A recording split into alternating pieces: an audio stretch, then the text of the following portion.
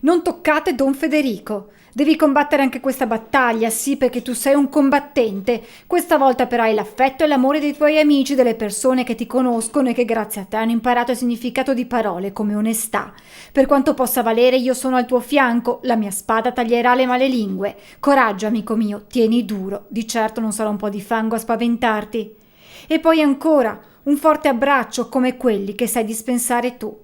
Sui social in queste ore si stanno moltiplicando i messaggi di vicinanza a Don Federico De Bianchi, ex parroco di Santa Giustina a Vittorio Veneto.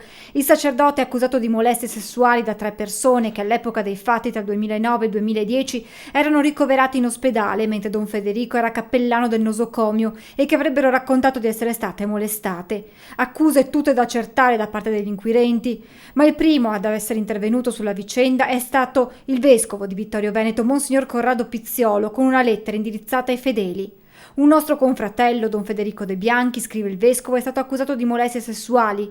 Dopo un primo momento di incertezza derivante dalla labilità delle accuse, i responsabili dell'US hanno messo la cosa nelle mani della magistratura, la quale ha deciso che la questione debba essere dibattuta in sede processuale.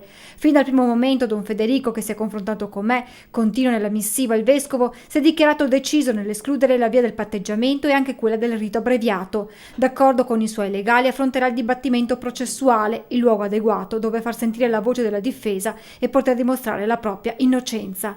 Intanto a Santa Giustina, dove fino allo scorso anno Don Federico, denominato da tutti il parroco social per i suoi interventi spesso sotto forma di poesia su Facebook, da dove aveva annunciato lo scorso novembre a sorpresa il suo addio al paesino vittoriese, viene ricordato dai fedeli come una persona solare. Beh, è una persona sempre solare, sempre di buon umore, comunque stava in mezzo ai giovani. Una brava persona. Solare. Sì, allegro.